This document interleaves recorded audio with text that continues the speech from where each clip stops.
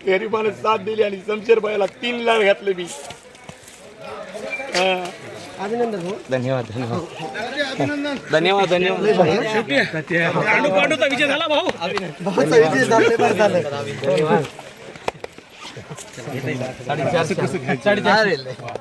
पांडुभाऊ, खूप मोठा विजय तुम्ही मिळवलाय, काय सांगाल? माजी मंत्र्याचा मुलाचा पराभव करून तुम्ही विजय झालात, काय प्रतिक्रिया आहे तुमची?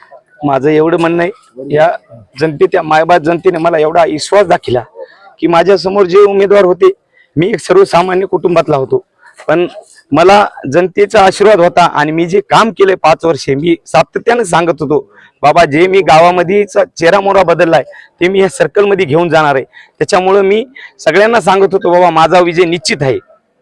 अश्रू अनावर झाले तुम्हाला, काय भावना आहे? मोठी लढत होती. आज भावना अशी आहेत की आपल्या विरोधात मोठाली माणसं होते, पण आपण हे सामान्य कुटुंब होतो. लोक आपल्याला म्हणत होते मॅनेज उमेदवार आहे, सगळ्या गोष्टी आहेत, पण मला एक जनतेवर विश्वास होता आणि शिवसेनेचा बालेकिल्ला आहे. ह्या बालेकिल्ल्यामध्ये सातत्यानं 5-6 टर्न आहे माझा, इथं शिवसेना निवडून आलेली आहे. सामान्य कुटुंबातल्याच माणसाला निवडून देते. खासदार संजय जाधव भाषणात म्हणाले नेत्यांची मुलं आणि हे पाडा, त्याचा प्रतिसाद काही लागला का तुम्हाला त्या मतदारसंघामध्ये? ज्या दिवशी शमशेर भैयानं फॉर्म भरला त्या दिवशीच मला वाटलं माझा विजय निश्चित आहे.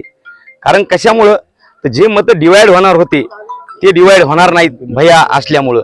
कारण काही लोक विरोधातले मत इकडे तिकडे जात होते, त्या दिवशी माझा विजय निश्चित होता की भैया आम्ही विजय 100% निश्चित होणार आहे. खासदारांनी भाषणामध्ये बोलले होते, पराभवाच्या छायामध्ये. आता मी एवढा मोठा नाही, त्याच्यावर बोलणे एवढा माझी कुवत नाही, पण ठीक आहे, सर्वसामान्य जनतेने मला निवडून दिले, एवढे मी त्याचे आभार मानतो. खासदार संजय जाधव म्हणले होते की सगळ्या नेत्यांचे लेकरं पाडा, सर्वसामान्य कार्यकर्त्यांना निवडून द्या. काय वाटतं, खासदार संजय जाधव यांच्या विनंतीला मान दिला मतदारांनी? ज्या दिवशी खासदार साहेबांनी मला उमेदवारी दिली त्या दिवशीच माझा विजय निश्चित होता. कारण खासदार साहेबांनी, आमदार साहेबांनी मला ज्या दिवशी लढ म्हणलं त्या दिवशी मला एक दिवस सुद्धा माझ्या चेहऱ्यावर असं भीतीचं वातावरण नव्हतं की मी पराभव होईन म्हणून.